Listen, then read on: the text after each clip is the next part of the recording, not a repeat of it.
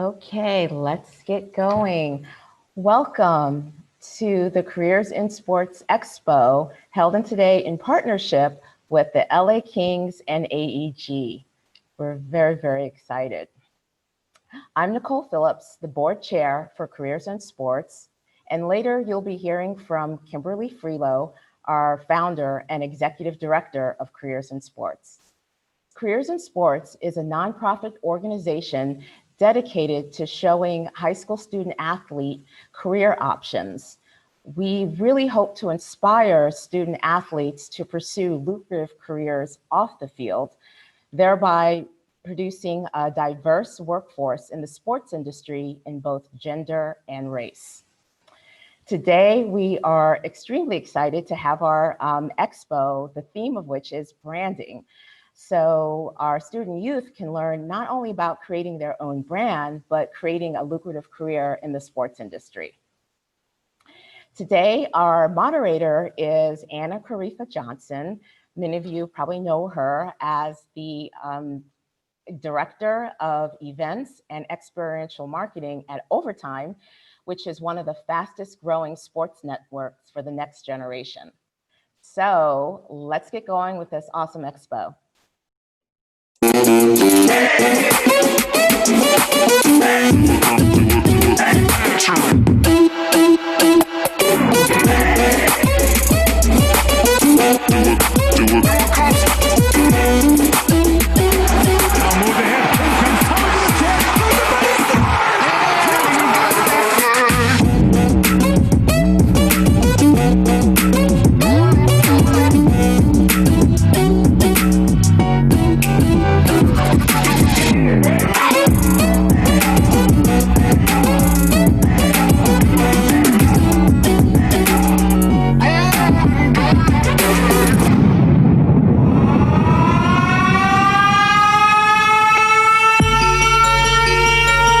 It is really hard to build a winner in today's NHL. If you do it the right way, you can see hope. And I think that's what LA is doing. Adrian Kempe scores! Swatted out by Lewis, and it starts Austin Wagner on a 2-on-none breakaway. Wagner scores! There's room now, and so you start to see a growing role for Adrian Kempe. You see Blake Lazard come out of college and grab a spot. He's on side. Kempe to the middle. Save, rebound, score! There's something to be said about the special feeling that you guys are part of something that has just started. Buck around to Velarde, centering pass, Park! There's a magic there. Did it go in? It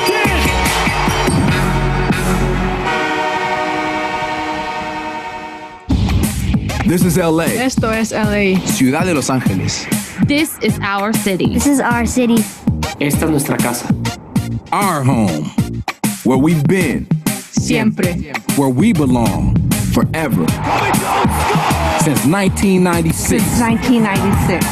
Esta es nuestra This familia. is our family. Our family. Familia. Our community. Community. Nuestro club. Our club. We built this. Supporting each other. Supporting our team. 25 years together. 25 años juntos. Campeones. Champions. Por la sexta. Los Angeles Galaxy are the first to 5. Here. Ahora. Siempre. LA.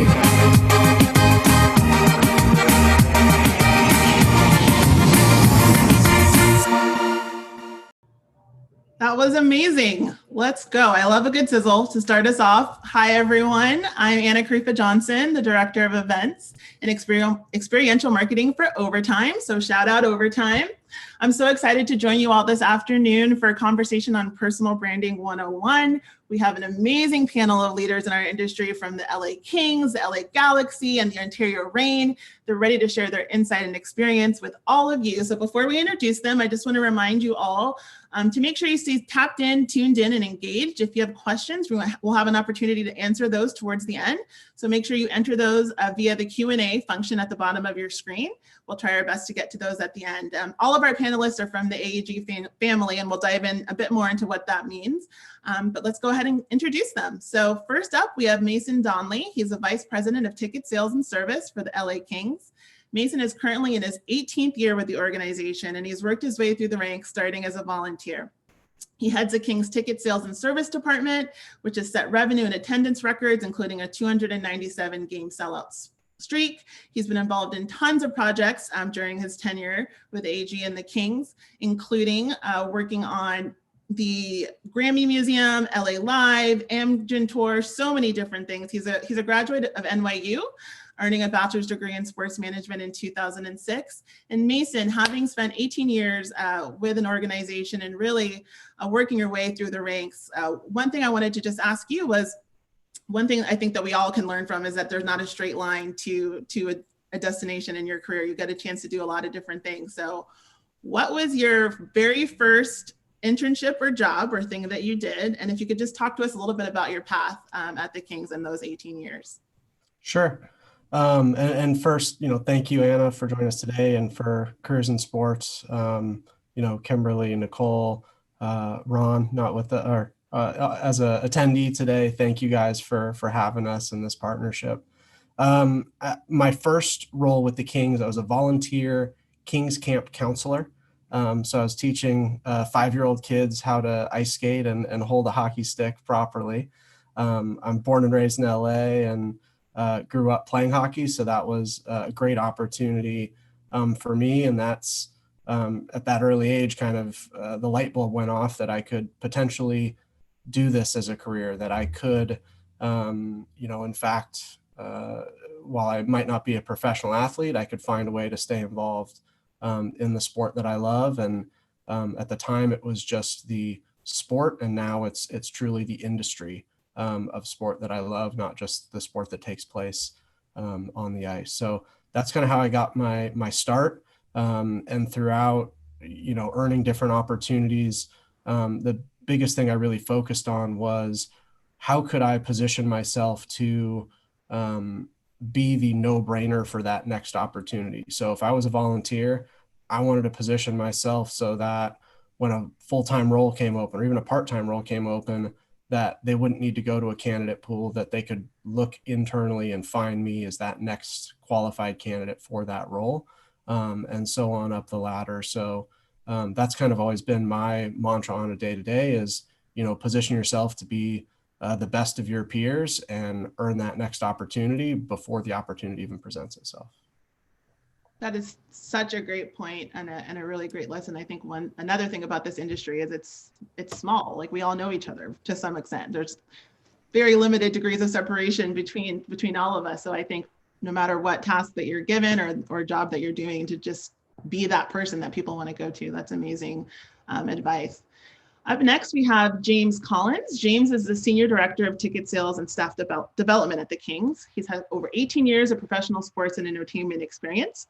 In his current role, he manages the day-to-day sales efforts of the 20 LA Kings professionals and provides leadership with sales strategy.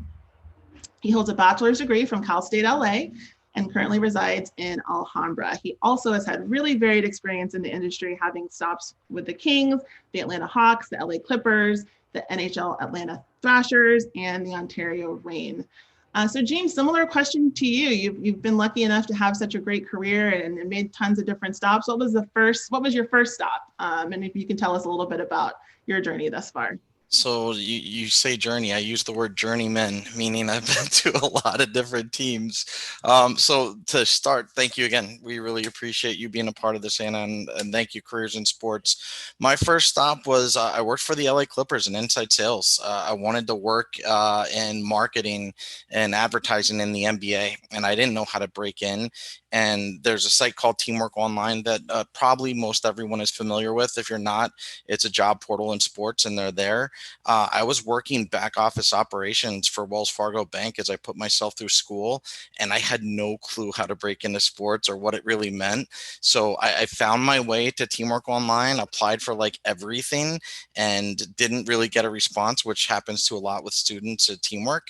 But I eventually got my start in inside sales with the Clippers back in 03, 04, and I've been lucky enough to be in it ever since. The cool story that day was, and this I think the audience will love to hear, I'm a huge Laker fan. And as I'm sitting there getting ready for the group interview for that first job, as I'm waiting, I'm the first one there. I get there an hour early. Elgin Baylor walks by to go to his desk, right? He's the GM of the Clippers at the time and a Laker legend. And I was so in awe. It messed up my interview. I didn't get the job the first interview, but it was a fun day and certainly something I'll never forget. Alden Baylor, no big deal. Just no big deal. That is awesome. Thank you so much for sharing that. Next, we have Aline Mardelli. She's a manager of ticket sales for the LA Galaxy. Aline attended Westridge School in Pasadena, then Pepperdine University in Malibu. She earned a bachelor's degree in PR and marketing. And she actually began her career in fashion and real estate. And after 5 years in that, really wanted to combine her love of soccer. She's an amazing athlete, soccer athlete, player, coached AYSO, and also as a big Galaxy and national team fan. So after those 5 years, she wanted to really blend that passion with her vocation, her career, and began her path in the industry. So Aline, if you could also share with us just your first stop and similarly a little bit about that transition and maybe what you did to make that jump. Yeah, absolutely. First off, super excited to be here. Hello to everybody watching. This is an awesome first step for a lot of you in getting into the sports world. So for me, like Anna said, I went to college thinking I wanted to work in entertainment. I majored in public relations and marketing and thought that's, what my career path was going to look like, and got a job out of college working in fashion public relations. Did that for about 2 years and soon realized it really wasn't for me, all the while still playing soccer, really loving it, watching it, trying to be a part of it as much as I could. And so I started to try and shift my career at that time and found it pretty difficult to just get into the sports world. I actually still have emails from people I emailed at the Galaxy who I work with now. So it's kind of fun to go back and see those emails where it maybe didn't work the first time. But once I got into real estate and kind of shifted my focus to sales, I started, liking sales a little bit and understanding it more. And after 3 years, just really not having any luck with the sports world, decided this is it. I'm going to put my full energy into trying to get into sports. It's what I want to do. I really think that if I get in somehow, some way, I'll be a lot happier with what I'm doing. And so just started networking and Googling any sort of events in the area. I actually went to, saved up some money and went to Washington, D.C. for a sports and entertainment marketing conference. It's called CME Conference, if anybody has seen that. And met a ton of great people and came back to LA and tried to utilize those contacts. And, I was still doing real estate, so decided, hey, why not give an internship or anything at all a try and really just start over and see what I can do, which is what happened. I was lucky enough to be given an opportunity with the LA Sparks, the WNBA team, in community relations, and just worked hard, showed up every day ready to work and help where I could. Which later transitioned into a full-time role in sales and service, and finally eventually made my way to the LA Galaxy, where I had wanted to be for 5 years. So, and now I've been there for almost 5 years. That's amazing. A great lesson in following your heart, right? Your passion and marrying that into a profession, which I think a lot of us are really lucky to be able to say that we've done. So that's amazing. Up next, we have Andreas Torres. He is an account executive, business development for the Ontario Reign. Andreas was born in Whittier, raised in West Covina. He's a second generation born in the United States. He's played basketball, so he's a baller for over 16 years and is a graduate of West Covina High School.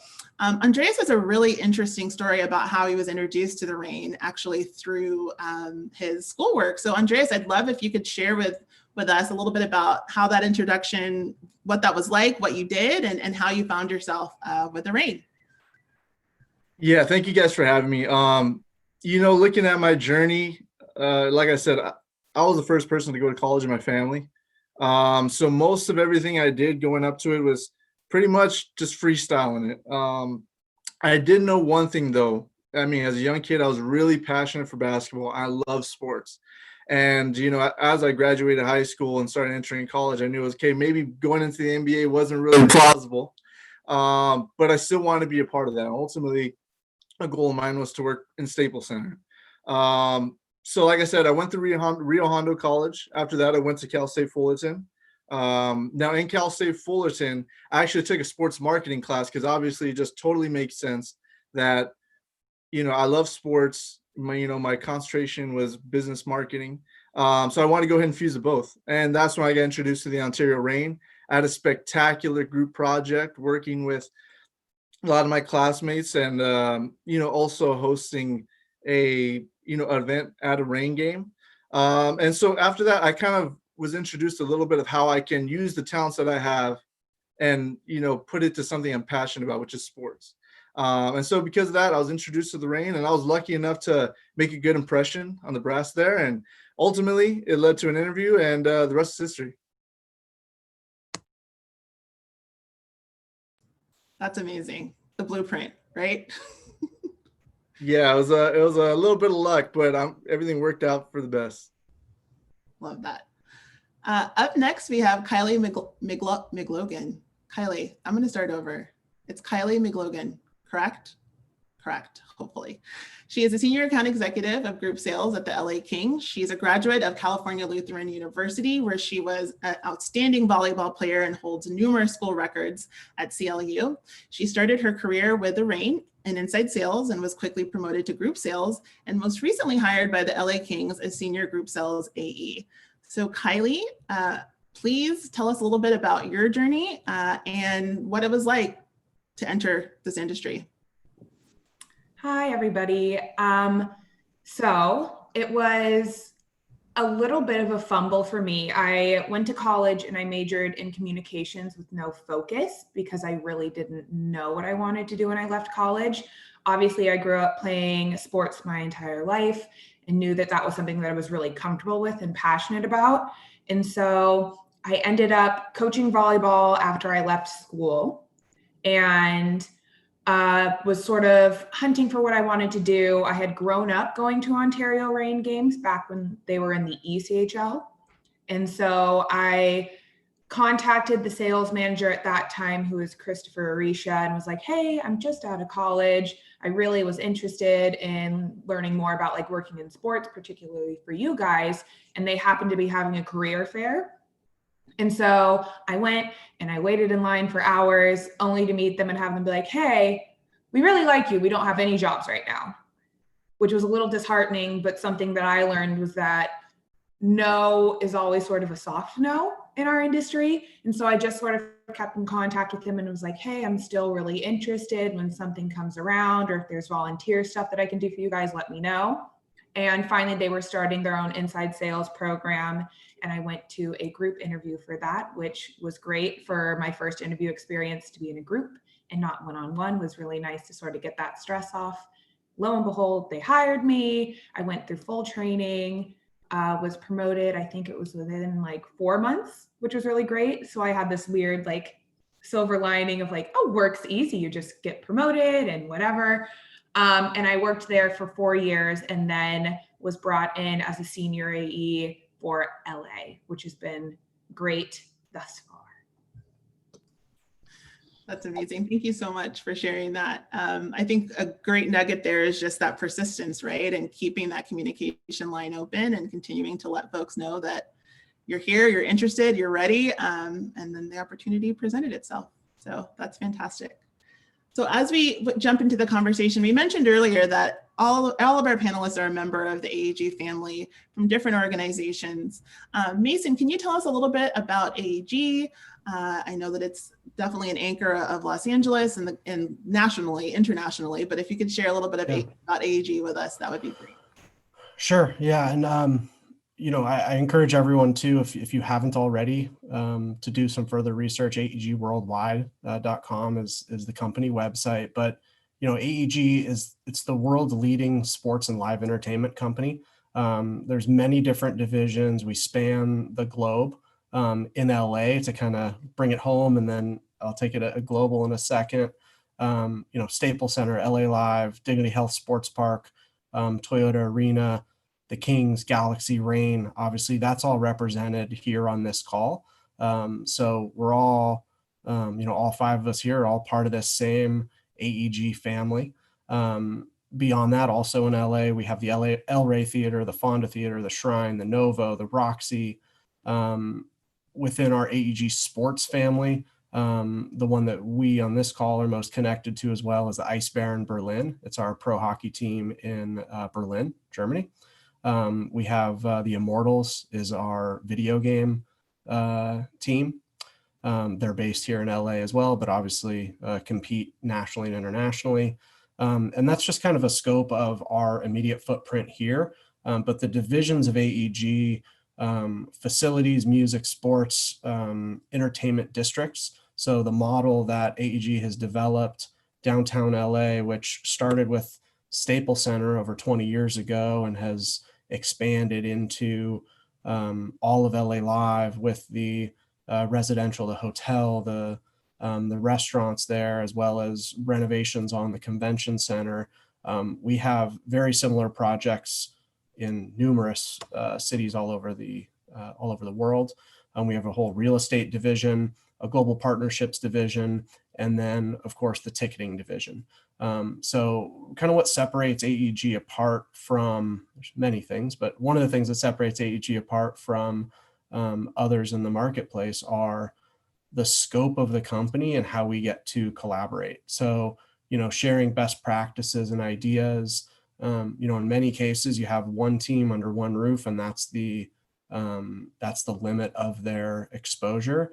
Where we have, just on this call, 3 teams and 3 venues represented, and that's just the tip of the iceberg with AEG. So there's a lot of collaboration, a lot of best practice sharing, which allows us to continue to, be the leader in the industry.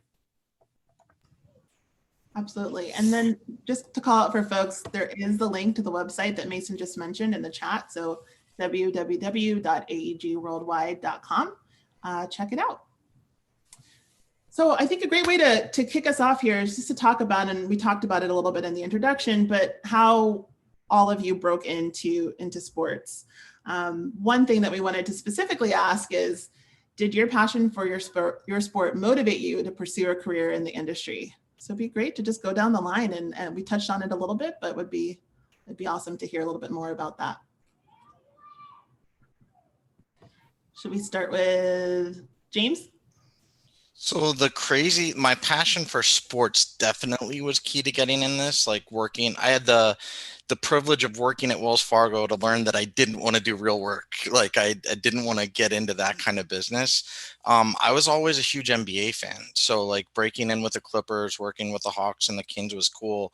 But what I found the first 5 years was I liked being a fan more than I liked being an employee of my favorite sports. So in Atlanta, I had the chance to work for the Thrashers and the Hawks, and I got to see how much better it was for me as an employee working in hockey, which I really appreciated, but it wasn't my favorite thing in the world. So I've really spent the last 10 years of my career working in a sport that I'm not the biggest diehard fan of. I really love the fans and I appreciate the sport, but for me, it's more about working for the best organization and actually learning the business of sports, not the fandom of sports, if that makes sense. Makes perfect sense. Kylie, do you have anything to add? Or I would sort of echo what James said. So absolutely, my love for sports is what pushed me into this career. Likewise, I didn't want to work in my favorite sport per se, because I do enjoy so much being a fan. And so while hockey is one of my favorite sports, I think it was really fascinating to learn the business end of it. And once you've learned that business end, it's then applicable initially to almost every sport, which is great because it gives you a lot of latitude within your career of where you can and want to go. Again, I didn't really necessarily major in sports marketing. It wasn't a major until, of course, the year after I graduated. But I think so long as you're sort of focusing in on skills or a major that would be applicable, which could be a variety of things. It's not just that you have to be a business major or a communications major now. I think there are a lot of different avenues that you can take in order to get at least into a sports team and then be able to move into sort of different roles.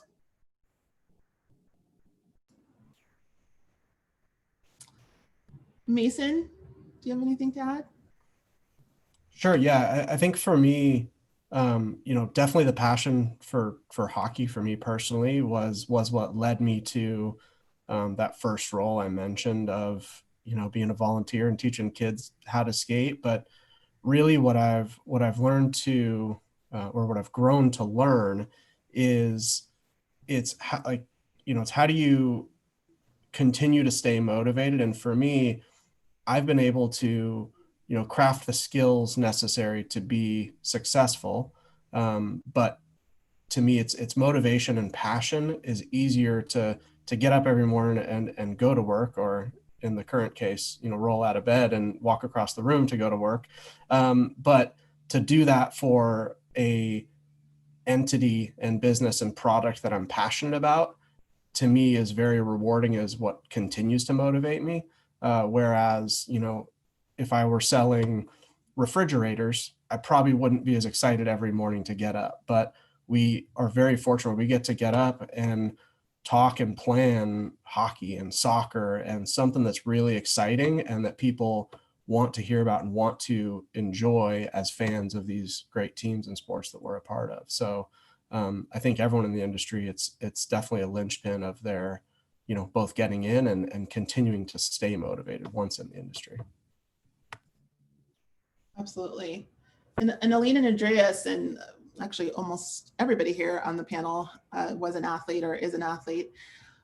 What is your sort of word of advice for folks who are athletes? They might be competing at the collegiate or the high school level right now and would really love to pursue a career in that sport that they play in, that they love, but might maybe need to pivot or think about other ways to be involved. Do any of you have any advice for student athletes and current athletes about how to prepare yourself to potentially make that pivot if playing the sport on the field isn't a long-term possibility? Absolutely. The biggest thing with athletes, and I'm sure many can relate, is there's a lot of qualities that they have. Number one is they're absolute diehard hard workers. You'll see a lot of them. They're really great at working with others. They're very disciplined. And, they're really good on trying to perfect their craft every single day. The one thing that I really liked about working in the sports industry is that translated really well. Same passion I had for basketball and the same drive that I had for basketball as far as, working on certain fundamentals. Once I got into the sports industry, I realized it's like you can translate that into the sports industry real easy. There's certain things that you can work on and get better at every single day. And you have the opportunity to do that. For me, like I love basketball, but working in hockey, I mean, I think any athlete can relate. Once you're around a different sport that maybe you're not too familiar with, you'll still find a way to appreciate it because you can still see the work, the strategy and everything that goes into the sport. So, like one thing I would say, for those who are maybe dead set on working in a specific sport, you shouldn't really close these other doors for you because you can find that there's a lot of opportunity out there if you just go ahead and keep your options open. I'll add something as well. And I think this probably goes for student athletes and non-student athletes, but really when you're looking at pivoting, whether it's pivoting into working in the sport that you're currently playing or just getting into the industry itself, it's identifying something about that sport that you really love, or identifying, another passion of yours. And, what is it that maybe drew you to the sport as a kid while watching it? Was it, the sports, the team's involvement in the community? Was it, understanding how people got fans in the building? So just identifying something that really intrigues you about the sports world, or about a team that you started supporting when you were a kid, and focusing on that, and doing work in school and college that, or picking a major based off of that, or taking extra classes based on that, or getting an internship maybe in a certain department, to see how you like that. So I think it could go both ways for current student athletes who are maybe potentially looking to pivot, but also anyone just looking to get into the sports industry and trying to figure out what route they should take. Good advice.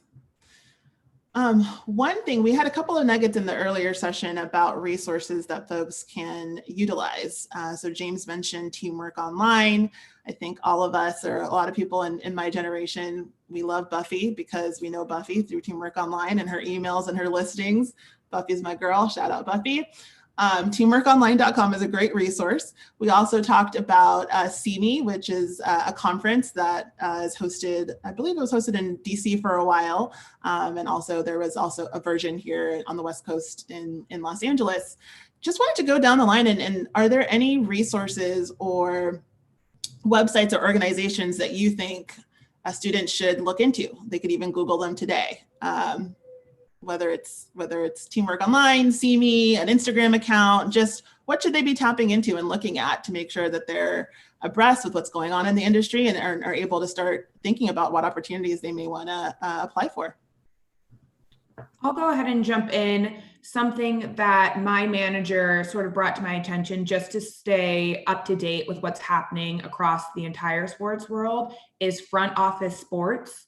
You can go ahead and sort of sign up for their newsletter. You'll get, just like you would one of those old-fashioned newspapers, you'll get it to your email every day.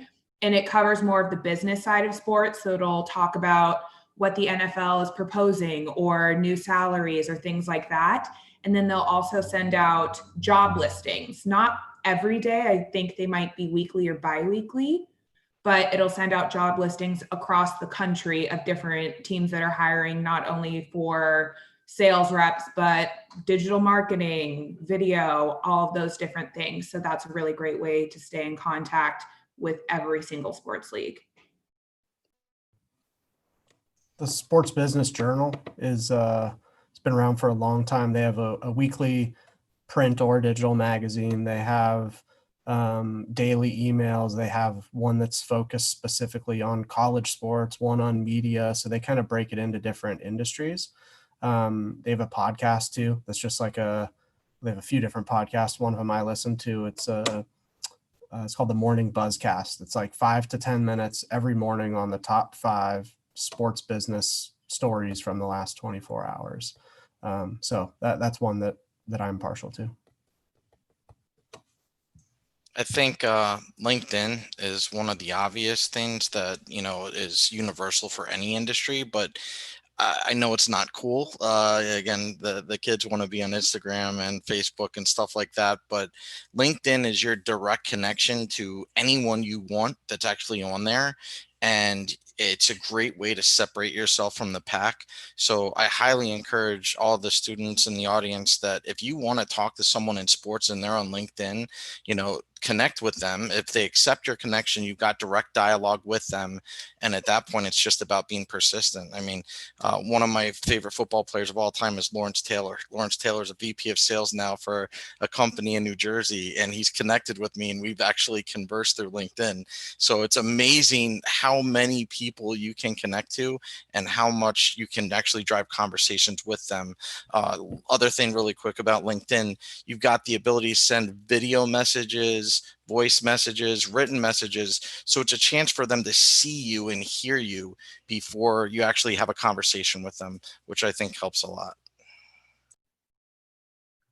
I think the cooler version too, James, like you were talking about, I mean, LinkedIn is really cool. I love it. But also Twitter. I mean, a lot of people that I follow who I may have never even met, or who are just in the industry, a lot of times will post opportunities when they become available on their Twitter account, trying to appeal to people in their network on that as well. And I think it's a great resource to tap into. And, also just even, I believe this is how I found some networking events when I was looking into the sports world, was even websites like Eventbrite or things like that, where they're posting on things that are being hosted in your area. It's a really great way to find out what may be happening and maybe tap into some networking events that are close by to you. Yeah, definitely. Like most of the panelists said, I mean, I'm huge on LinkedIn. I think that's the best way to really get the most information from the people that you really want it from. I'm a big fan of front office as well, but LinkedIn for me has been something that has opened many doors as far as opening lines of communication through the NBA, NFL, NHL, you name it. But most importantly, it gives you a good idea if you're on the right track that you believe is as far as career wise, and just making sure that you could also stay up to date, like Aileen said, about what's going on in your area. If there's events that you of course want to be attending, and just staying up to date and staying in the loop. That's great. So that's something that everybody could do today. Go to LinkedIn and start a LinkedIn profile. Get your pickup, get your bio, your headline right, and start looking and researching folks. I think one note that I would just add to that is I get a ton of LinkedIn requests, and I respond to almost every single one and give them my email address to set up some time to talk or answer questions via that platform. So you can make it as spicy as you want, get your background picture how you want it, make it cool in that sense, but it's a really great tool, and that's something that we could all easily do today. So I would encourage everybody to go ahead and do that. So I wanted to segue and talk about ticket sales in particular. So you all are in the sales arena. Can you talk about why is that a great place for folks to start, and maybe one skill that you would look for in somebody who would like to enter the industry? I can go ahead and jump in if that works for everybody. I think that sales, first of all, is going to be the starting point for most people, whether it's your ideal end game or not. It is normally the first place that you would start within a team. I know that there are a lot of people who want to work in community relations or game day events. I'm not saying it's impossible to start there, but most people will start in inside sales or sales of some sort. The best thing about that, though, is that you'll get to learn a little bit of everything when you're in inside sales. So while obviously your main responsibility is sales, you're going to be utilized for game days, you're going to be utilized for customer service needs and things like that, which brings me to the point of the best trait that you could have is being able to adapt. So when I first started, again, I was in inside sales. Our very first home opener, we really, really needed help on the group sales side.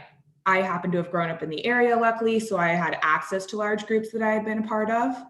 And that sort of drug me into the group sales world and having to work with game day events teams and things like that in order to get stuff set up. So the more that you're able to adapt and just sort of volunteer to help where you can, the better off you're going to sort of be as far as your own personal brand, which is what we're here to talk about, and learning more about the industry as a whole. Yeah, like Kylie said as well, the biggest thing that you'll learn, once you break into the industry and you become, starting off in ticket sales, biggest thing is learning how to sell yourself. And I think was the hugest skill that I've gotten so far. Obviously you are going to learn more about, the business side of sports. But you'll be selling yourself in every interview that you go to. And, another thing, if I was to say something that is important for a high school student to learn, would definitely be how to present. Being able to present in school, everyone hates it. It was a real bug, and it used to just, turn my stomach into knots. But now that I look back on, my career, I always think about, all those times I did do that as a kid. It prepped me and conditioned me and helped me, really excel in my role. But like I said, the two things, like learn when you start in inside sales, learning how to sell yourself, and ultimately, like I said, working on presentations. That's huge for sure. The cool thing I'll add to that, Anna, is like when I start, and again, I'm 42 years old. I've been doing this a while. Starting with the Clippers in 03, it was cold calling galore, and it was the true sales grind that everyone thinks about. In 2020, ticket sales is marketing. Like you're sending emails, text messages, you're putting on your own virtual events, in-person events, you're sending snail mail packages. So you don't have to necessarily be the best presenter. You might be the best with the technology and still be able to find success. Whereas back in the day, it's like you had to be great on the phone and you had to be able to get in front of someone. Today, we can do other things that drive those conversations. I'll add something too, and it's funny because we say like a lot of, like we're saying right now, is ticket sales is the way in for a lot of people. And when I was transitioning into the sports world, my initial thought was, oh, I want to be in PR or marketing because that's my background. I never thought of ticket sales as the route I wanted to take. And a lot of people also feel that way because it's maybe not the most exciting seeming portion of the business, but in my opinion, it is being in it now. And after being in it for my first year, I realized that ticket sales was where I wanted to stay. And so I would encourage everybody to give it a shot because it's really cool. You get to work, like Kylie said, and I think everybody touched on, you get to work with every single department in your company and really truly understand the sports business because you're working with the community relations team for outreach in the community to, distribute tickets, and you're working with your global partnership team, working those, tickets into that somehow. And when you get to the game and you see a full stand of fans, we can see it now more than ever, right? I mean, the fans are what make these games. And so being part of that, and that's what's really cool about ticket sales to me, is that you really get to experience every single part of the business and work with so many great people. And I think the number one thing I would tell people who are getting their first job or internship in sports or really whatever business is, just be willing to learn and open to hearing, what you could do better or what you could work on, because being able to adapt and really be coachable is something huge in sales to begin with. And I think a lot of people coming from no job experience who are looking to work in sales aren't going to necessarily, know how to pick up a phone and have a full conversation, but being able to adapt and work through that and really get to understand how sales works. Because the cool thing about sales is everybody has their own method, but somebody with one method compared to another they both can be extremely successful, but putting their own personality into it. And I'll just add a couple quick things. Excellent answers across the board. The couple quick things, like first, I think Aileen just mentioned it, like the ability to interact with fans is the best thing in the world. Like you get to have conversations about your team and passionate, really great dialogue about a sport. And that's a pretty special thing that we get to be the voice of the organization with those fans. The other thing, just to talk numbers for a second, is you look at every sports organization for the most part, but I can speak to the three on this call right now. If you look at headcount of where job opportunities lie, ticket sales is the largest headcount. So from a numbers game of where the open roles may be, that's the first place to look. And then to advance your career, ticket sales is numbers driven. So we're all, or most athletes on this call that are attending, and you really you're probably all competitive and you want to be the best and you want to win that game. To take that skill set, translate it into an office environment where you're looking at how you rank amongst your peers, it lets you have that team camaraderie with a healthy dose of competition. And then that also allows a clearer path to promotion and future growth. If you can position yourself that you can consistently be successful on top of the leaderboard, that's an easier path potentially than some other roles where the metrics aren't necessarily as clear to earning that next opportunity. The last thing I'll add is it's fun. Like there's music going on in the office. There's balls flying around the office as people are, having conversations, games, contests. So if you're sitting there listening to all this and you're like, well, what is ticket sales? It is a lot of fun. And then the people you work with, this is going to become your family. Like, again, we've all known each other for quite a while for the most part. And again, it's a lot of fun. I wish that I had had an opportunity to work in sales, and I can attest to the fact that it is very fun. When I worked for an NFL team, I always wanted to go down there because there was music, there was energy, there was buzz, there was like a collective excitement every time somebody made a sale. Like it's just really great chemistry in those teams, and really admire all of you for continuing to crush it and to do what you do. So we are here to talk about branding, and we touched on that. I think we talked about how sales is a great way we can start to sell ourselves, right? We talked about starting a LinkedIn profile as something actionable that we can all do, which is kind of like replacing the business cards of yesterday, right? It's the way you introduce yourself to the industry. How would a student, in addition to things like LinkedIn, start to build their brand? Are there specific tools that they can utilize or practices that they should start doing, whether it's practicing presentation, like Andrea said, or thinking about who you are and what your core values are and how you would articulate yourself if you had a chance to run into Andreas or Elaine or Mason or Kylie? What would you say? So do you have any tips for kind of how you built that muscle in terms of how you articulated yourself as a brand, and what students can start to do now? I can start this one off.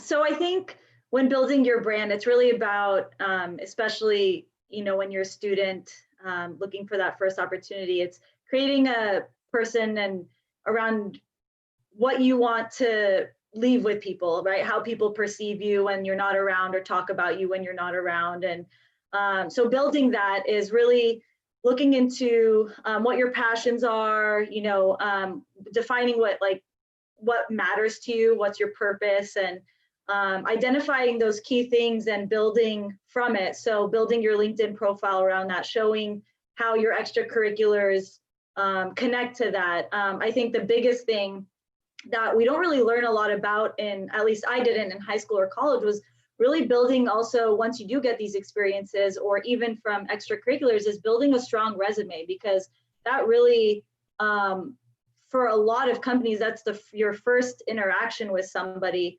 And you can tell a lot from it, right? Even just how it's constructed, put together. So really building something that you're proud of putting in front of people. And like James mentioned with the LinkedIn profile, that is the first step, right? Showing what you're doing, how you're getting out there, just communicating with other people. So that's something big for me. And I think resumes don't get talked about enough with the younger generation. And like I said, it's like for a lot of times, if you're not lucky enough to have met somebody, right, or you're just trying to get out there, it's the first step. So I think putting some time into that is something that's really important, at least from my point of view. Yeah, great answer. Great answer as well.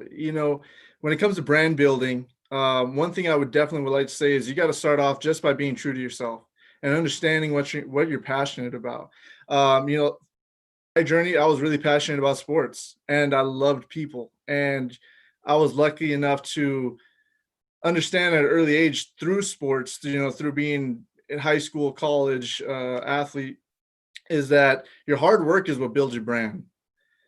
And then ultimately, networking is what puts your brand out there and gets you those opportunities. Being an athlete, you understand the grind of day to day perfecting your craft. And then once you can realize, where you can utilize your talents to a specific goal, like working in the sports industry, once you understand this is where I want to go, my hard work is going to help me build my brand to get there. And then my networking, as far as LinkedIn, is going to open the doors for me to, go ahead and finish the job. But yeah, definitely hard work is something that is old fashioned, and it ain't going out of style anytime soon. I would say something really important when it comes to building your own brand is knowing your strengths and really focusing on those and what makes you unique. I recently was sort of reminded of this at my end of the year review. My manager was telling me that the thing he appreciates the most is that I'm very self-sufficient and reliable, which without knowing it, I would say is one of the pillars of my brand. I am very comfortable with the fact that you can throw me into any situation. I'm there to be helpful. We're going to solve any sort of issues or mistakes and make sure that our client is happy. I would say, especially at the age that you guys are at, sort of make sure that you're the curator of what your public brand is. So we've all learned from celebrity failings and whatever. Go through your social medias. If your hiring manager could see it, is that the best representation of you? If that means you'd like to keep them separate and set it to private, great. Make sure everything's private. If it's you want to use it to build your business, maybe you create a separate account for that. But just making sure that at all times, once you work for a team, you are associated with the team. So whatever's on my social media, even if it's not my LA Kings profile, I am Kylie McLogan with the LA Kings. So you need to make sure that at all times you're sort of representing yourself as a working or in search of work. I think one thing that I've interviewed a lot of people over the years, and one of the things that I've heard a few times with entry-level roles specifically is someone says, "Oh, I don't necessarily have a lot of experience," but what I don't need someone to necessarily say, "I sold this and worked for this team," but really, what are the applicable things? You can show that you were a babysitter and you were a reliable employee for 3 years and you never missed a schedule, and so you can take those applicable experiences from whatever it is you've done to date and apply that to show what you and your core values stand for. And that's kind of the other point I was going to make is it is important to sell yourself and understand what your core values are, but also when you're searching for the role, understand what the core values of that organization are to hopefully make sure you're going to be a good fit, because that's going to help you both secure the job in the interview process, but then also be successful. If you understand right off the top, in Kylie's case, that she would come in here and have a manager that's going to totally micromanage her when one of her strengths is being self-sufficient, that's not going to work for her and she's not going to be successful. So understanding how to put yourself in a position where you have the opportunity to succeed based on yourself and the core values of the company. The only other thing I'd add too is just when you talk about your brand, you've got a vision of who you are and what you bring to the table. I think from the people that you look up to and you respect, and even your friends and family, you want to get that critique so that people see you the way that you see yourself and the way that you want to be seen. So Kylie was talking about her GSM, her goal setting meeting with her boss. Like, it's important that you're getting that feedback on a regular basis that, this is what I want to be known as and what can I continue to do to grow in this area? Because again, self-reflection is really key. So many good tips there.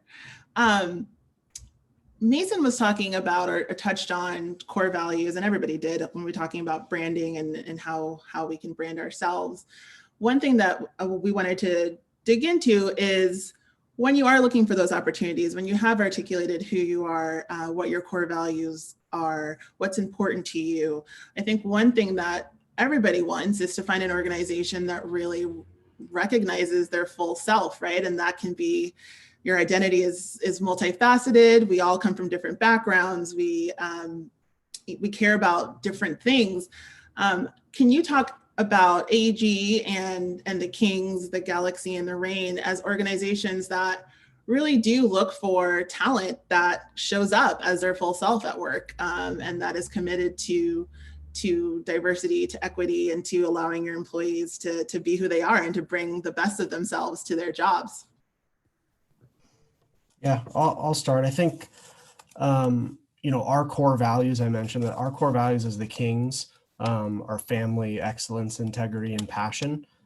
So those are things that we look for in every hire that we make and every interview that we have, to make sure that those, that those core values are in the people that we are bringing into our family.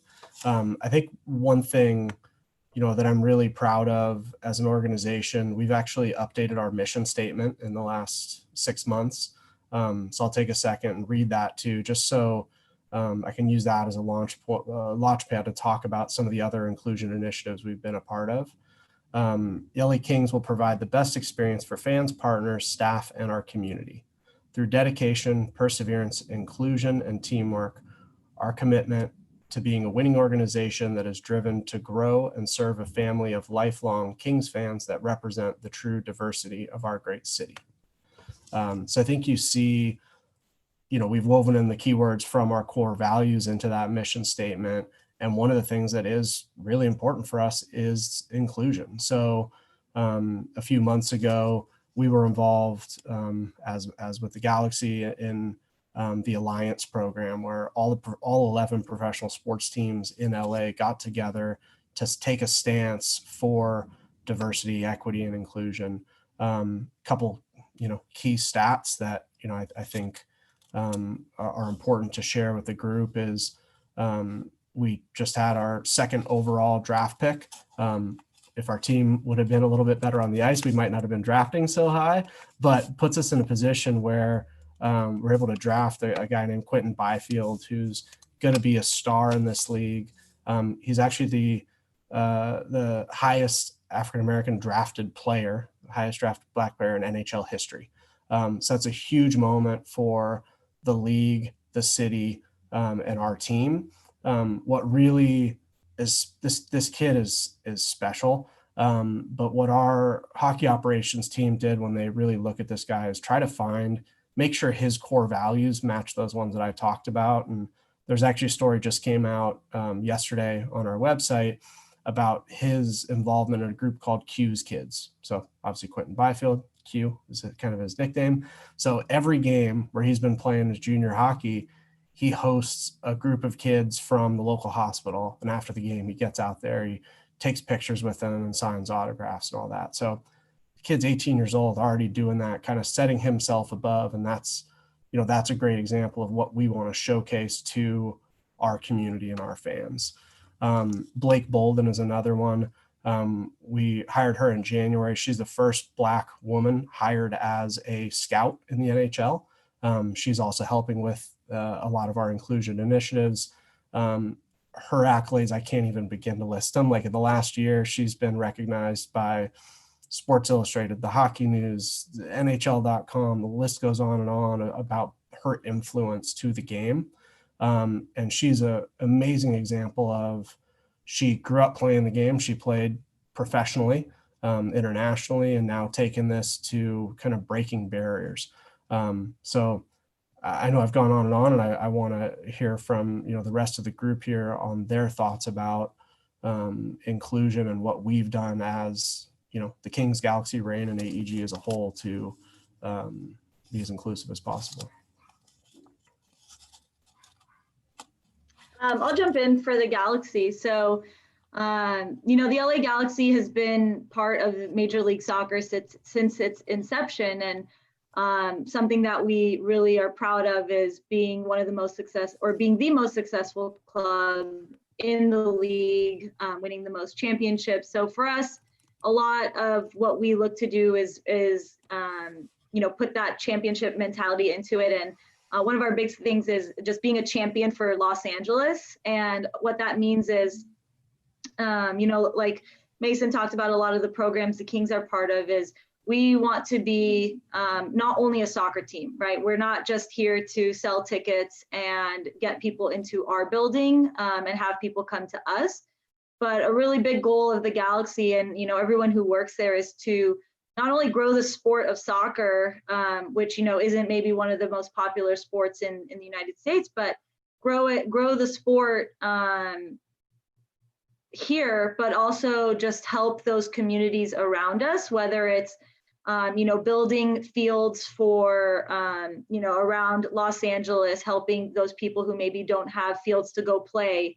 Our community relations team has started the championship program with different schools around the Los Angeles area. So going into these schools and working with kids who are, at a young age, who maybe don't know much about the Galaxy or soccer, and trying to help them out and create fans from the beginning, and be part of their day-to-day, and show them, that there's somebody down the street who's a professional soccer team, but we care about their education and what they're doing. We install gardens so that they can grow their own food.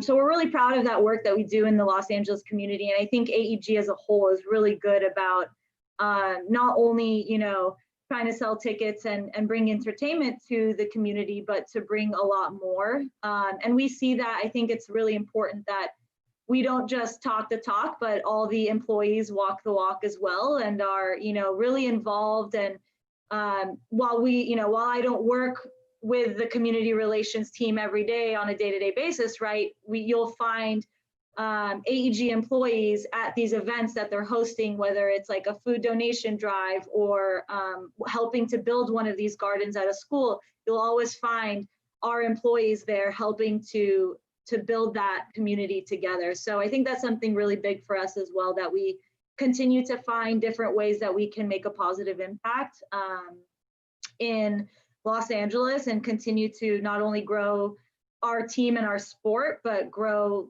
Los Angeles as a whole, and really be proud of like what we have been able to impact in that.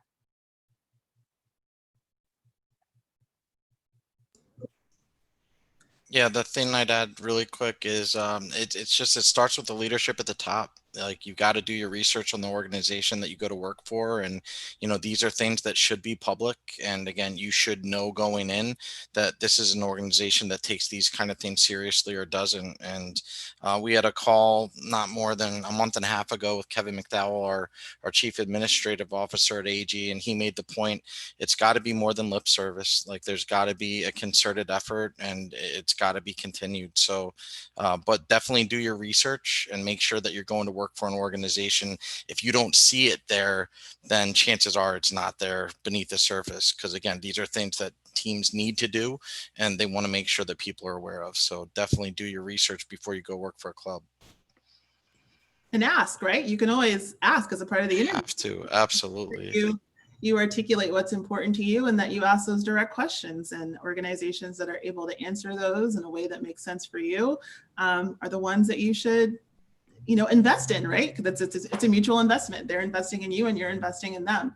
And I think one of the back to branding, what's really great about having organizations who have clearly articulated their mission, who have those brand pillars, is it kind of provides a North Star for you, right? Like, it's an anchor. It's something that you can look at and say, like, okay, like, this is what this organization believes in. This is what I believe in. These things match up. And it's also a great way to hold yourself accountable, and to also hold your organization accountable, right? Like, when you make mistakes, or when there are missteps, you can always look back to that and say, this is who we are, this is who I am, and this is what we're committed to. And so I think it's amazing that AEG and all of your organizations have articulated that, and that's something that future employees, students, et cetera, should always look for in an organization. So to kind of segue to that, again, talking about branding, you have the AEG umbrella, you each have your individual organizations who have their own organizational identities as well, and their own individual brands. For you as employees, and this kind of goes back to the North Star, why is it important to meet the goals of your organization? So whether that's like a quantitative or a goal as it relates to sales, or as it relates to outreach, if you could sort of speak to maybe a little bit of like brand strategy. So you got the mission statement, you know who you are as your organization, then you also have priorities, right? Goals. I think Kylie and James mentioned a goal setting meeting, which perked my ears up. I was like, what is this? What is this goal setting meeting? Like, I need to create something like this in my world. In my world in marketing, we definitely have annual reviews, but I've never heard it phrased that way, which I think is a really great, actionable just concepts. So I know it's kind of two things and a big question, but it'd be great just to hear from whoever wants to share about your organizational objectives and your individual brands, and why it's important as an employee to help further those strategies and goals. We'll start with that. I think that's good. So I can touch base on it, at least from my standpoint. I don't hold any of these GSMs. I don't have any hires below me that I'm responsible for. But during season, they're obviously far more frequent. But it's just sort of a weekly check-in that you get to sit and be with your manager. You have action steps from your last meeting of like, hey, by this time next week or XYZ date, these are the things that we need to and want to have done. You go over your metrics for that amount of time. So if you're meant to make 50 calls a day, how close are we to doing that? If we're below that, why? If you're hitting it, great, we can move on. But it's just one of those things where, like, in school, you have your planner where you're like, okay, my big projects, homework I have to get done today. It's a way to keep yourself accountable moving forward, and then have a benchmark for your self-assessment. I think if you don't have something so firm or quantitative, like, hey, 50 calls and I'm only at 35, it's easy to sort of overestimate yourself and you're like, man, I've got to be close to there. Or if you're too hard on yourself and you're already hitting those metrics of maybe, hey, I can kind of ease off on being like my biggest critic or my biggest bully. And it's nice to then in turn have your manager to bounce things off of like, hey, I've been having trouble with this, or I'm really excited about this project and I don't know how to get started on it. It's a really great way to have someone who's experienced and knows as much, or that you can sort of work with creatively to find a way to get to the goal that you want. Yeah, I agree with Kylie. I mean, the way I always like to think about it and explain it is almost like you're taking a trip a couple hours down to a certain location, and you start off at point A right now, and obviously you want to get to this ultimate spot, which is your point B. But it's good to have that mentor, that person that can kind of help reflect with you, and just to make sure that there's no wrong turns that you made, or maybe you stopped at a wrong place, just to make sure that you're on the right path, point A to point B, and you can be as efficient as possible. I think for me, it comes down to, for me, it comes down to, defining what success is going to look like. So establishing those goals, right? In ticket sales, I mentioned earlier, it's a quantifiable goal. We need to sell X amount of tickets, achieve X amount of sellouts, X amount of revenue. For our, marketing and social media team, it could be based on impressions that then, or TV ratings that then give our sponsorship team the ability to use those numbers, because we've sold out X games, we've shown this many impressions and have X number of eyeballs watching our games. That drives the value of our sponsorship up. So the important thing is that all the cogs of the team work together. If you have 5 players on the ice, they all need to be doing their job so that you can be successful and win that game. But it also comes down to accountability. We set these goals so that then over the course of the year, you have that North Star and you can refer to those goals and hold people accountable. So if the overall ticket sales goal is this large number, you can then identify, we have X number of salespeople by department. We need to make sure that everyone accomplishes their individual goal of X amount, because that's what we need to do to get to our end goal. And then that's where kind of the goal setting meetings come in, where as the leaders of our organization, we can hold each other accountable and make sure that we're still on pace to achieve those goals. Yeah, and everybody works together, right? So you have the collective goals, organizational goals, and everybody does their part to make sure that the organization gets to where they need to go. So there's that teamwork again. which is great. I want to remind everybody that we are going to open it up for questions. So if you have questions for our panelists, please enter them in the Q&A sort of box there on the bottom. We'll try to get to as many as we can. We have a lot of really great ones that have already been submitted. So I'm going to just go down the line, and panelists, feel free to chime in. I'll open it up, and maybe we can get at least one person to answer each question, and then see how we're doing on time. So the first question is related to internship opportunities. How are there internship opportunities available with your organizations? And if so, how can we get more information about applying? I'll take this one. Yes, there are.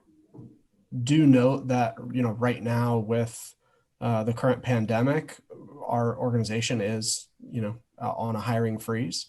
So that relates to internships as well. The pandemic obviously hit a lot of industries, and sports and entertainment and live ticketed events specifically. With that said, I think, everyone on this call had an internship in one way or another, and we all truly value the, what the internship opportunities bring to jumpstarting careers. And I know those will be back. I would say, I know from a King's standpoint, and I believe from Galaxy standpoint as well, everything is posted when we do have opportunities on aegworldwide.com. And we do work with Teamwork, so Teamwork Online, and LinkedIn as well. So those are three spots where anytime we do have internships, that's where they're posted.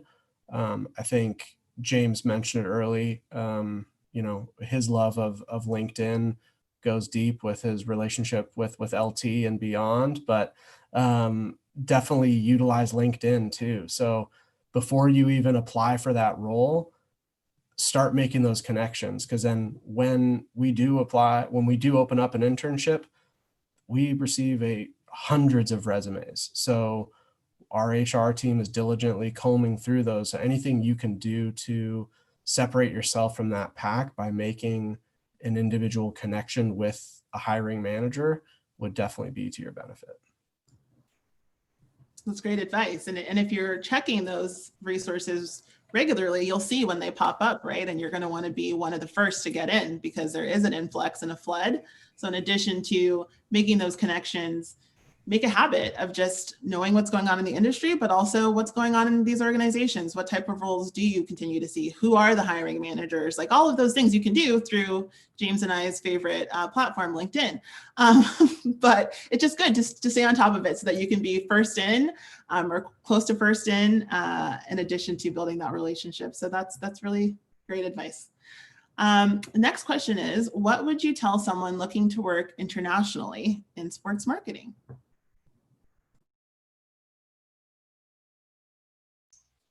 It's a hard one. Usually it's a lot of people want to come to the States. So I think it starts with, having the right conversations, understanding what you're signing up for when you're talking about going international, having to get the right visas and all that kind of stuff. There's a lot that goes into it. So I think you want to make sure that you've spoken with people that have done that before. Make sure that you're building those relationships as quickly as possible. We have a terrific sports market in America where whether it's major league, minor league, collegiate, there's so much opportunity. Internationally, it's not quite as much. So just understand it's going to be a lot tougher to do internationally than it would be here in the States. So get on it early for sure. Yeah, and I would just add to that one thing that you might want to do, just because it's great to do, but also if you're looking to work internationally and even domestically, is learn a second language, right? Research so that you have that additional skill set depending on where you want to work. And I know some organizations are looking for people who can fluently speak Spanish or French or Chinese or whatever the case may be. So now's a great time to learn another language while we're all at home. So that's one thing. And then two, like the internet makes us all more connected, right? So check those websites, look for organizations that you're interested in internationally and stay on top of it so that you know. And AEG is worldwide. So you know some folks there right now. Next question, I think is really interesting is, what does ticket sales look like right now because of COVID? Since many games and sports still aren't allowing fans, what does your everyday look like? I can start this one off or just take it. So at least for me, right now, for our team, we're focusing not only on next season and getting, growing our season ticket member base for next year, but currently every day, we're trying to think of new ways in this day and age to keep our current fans engaged and active with our brand. And whether that's, hosting town halls, hosting, like a drive-in movie event.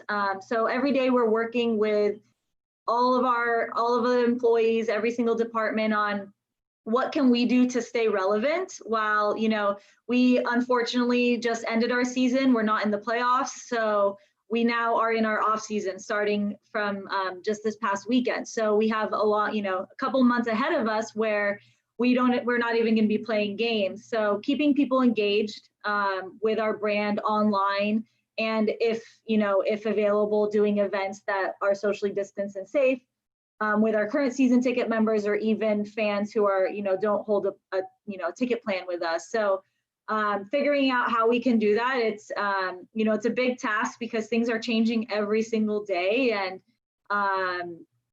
you can only do so many Zoom calls, right, with your current season ticket base. But it's really cool because we get to work with, people like the Kings or Ontario Reign and kind of swap ideas on what's working and what's not working. But we're really just looking forward as well to next season and selling season memberships and ticket plans for 2021 when we can hopefully, have fans in the building and go back to normal. And that's a lot of work too, because it's always changing and new things are coming up for that as well. So just kind of adapting as we go on. So that's at least what a typical day for a Galaxy salesperson looks like. And for our reps, for our account executives, to touch on that, a lot of it is continuing to just make those phone calls and staying in touch with people that they were talking to, whether or not they have a plan, and just engaging. We found that a lot of people just want to talk soccer and don't necessarily have a lot of people in their lives that are going to be doing that with them. And so, they get a phone call from their representative with the Galaxy and they just like to talk shop and talk about the team and talk about what's going on. And we're doing a lot of just check-ins, making sure people are doing okay, not even asking them about tickets or anything, but just trying to stay connected and build those human relationships, because I think it's key right now for everybody. So that's what a lot of our reps are doing on a day-to-day basis, is just really keeping connected with our fans and bringing a human element to the sport as well. So keeping that continuity and connection and leveraging that great skill that you have of relationship building already. Another question we had is with each of you having different experiences in the sports industry, how has your perspective changed from before you entered to now as established professionals? So anyone want to take that one? Yeah, I can definitely take this one. I mean, growing up as a fan of, the NBA and the NFL and everything, I always thought it was very one-sided. I didn't know how many different parts in the organization, like really what goes into making a game happen. And that was probably the biggest thing for me, especially in my first couple of years, was, learning about what goes on in community relation, what goes on the ticket side, what goes on the corporate side, and all the different aspects that play into, what people see on TV. And that was really interesting for me, because I always thought it was very one-dimensional. I always thought, there's maybe some camera people and people in the stands and they just ran the games. But that was definitely eye-opening. And then also, like for yourself, you could really see, how you can impact a team, a professional team, even if you're not on the field or on the ice or on the court. And that was definitely the most rewarding thing for me. I mean, there's nothing more rewarding than finding something that you're passionate about and a talent that you have and being able to apply it. And that, especially being surrounded by a bunch of great people, it all goes hand in hand. It's just a beautiful thing. It is. And again, like in your role, you're able to see all that, right? Because you are able to touch all the different industries, which folks have spoken to previously. They don't just turn the lights on. There's a lot of folks that work really, really hard to. A lot of stuff that goes on, that's for sure. Yes. So we do have a question in the actual chat about, does anybody have any tips on selling and like the powers of persuasion? So if you could give like a quick tip on how do you do what you do? Maybe like one or two quick things that folks can take away. I would say the biggest thing to keep in mind is that people will buy from people that they like. So if you can establish some sort of common line or can convey to them your excitement about what you're selling, whether you're super stoked on it or not, that's part of your job. So if you can then find a way to get them engaged and excited and be interested in their lives. Everyone loves to talk about themselves, whether you admit it or not, whether you're shy or not. If someone strikes a nerve on something you're interested in, you can talk all day. So be likable, be personable with these people. It should never be a transaction. If they wanted to do something transactional, online shopping is the way to go. Why would they have called you or answered your phone call in the first place? What I would add to that is if you're talking about selling yourself in an interview, focus on, what is the value that you provide? A lot of people in the interview, they get so lost with some of the questions that they don't really focus on, what's most important to the hiring manager. And what they're looking for is, what do you bring to the table? So when you think about your abilities, as you put yourself out there, what is the value that you're going to bring to your role, to your organization? And again, how is it going to be? I think also with sales, a lot of sales positions, you might get a script to help you maneuver first couple calls, and somebody may say, hey, hit all these points. And while it's important to do, hit the points of a sales call, I think the biggest thing is being yourself and bringing your own personality to it. Because similarly to, I can just go purchase online, I also don't want to buy from a robot. So bringing your personality and flair to it, like I mentioned earlier, everybody has their own way of selling, and what works for you may not work for somebody may not work for somebody else. So not trying to fit into this mold, but being yourself and putting your personality into it and have fun with it, because if you're not having fun, the other person is definitely not going to have fun. Be yourself, be a good human, have fun, connect with others. So I just want to thank everybody so much for this conversation. I've learned a tremendous amount from each one of you and really enjoyed being able to share this time with you all. So I hope that it was helpful to all of those who are attending. And I'm actually going to turn it over now to Kimberly Freelow, who is the founder and executive director of CIS. Wow, this has been amazing, absolutely amazing. I have learned so much from all of you, and thank you to our panelists. You have all provided our students with just so much important knowledge. Thank you, Mason, James, Kylie, Andreas, Aileen, and especially you, Anna, for carrying that important conversation. We hope that all of you that have logged in today, our students, will stay connected with us, Careers in Sports, on social media. Take a look at the chat. We'll put our handles there as well as our website. We wanted you to learn important knowledge today about personal selling and building your own brand. But most importantly, you heard from all of our panelists that they had educational goals and they completed those. And we want you to stay in high school, complete college, and then go on and hopefully get a career in sports. We also have some exciting news. I don't know if you saw it on our social media, but Overtime is providing merchandise for a registrant, and we will send you an email letting you know if you have been selected. We have a student voice on our board, and next week at our meeting, we're going to let her choose the random registrant. So it will be exciting. We'll send you an email, and we look forward to seeing all of you at our next Careers in Sports Expo. Thank you again to the Kings, the Reigns, AEG, and the Galaxy, as well as Overtime. Everyone, stay safe. Have a good evening.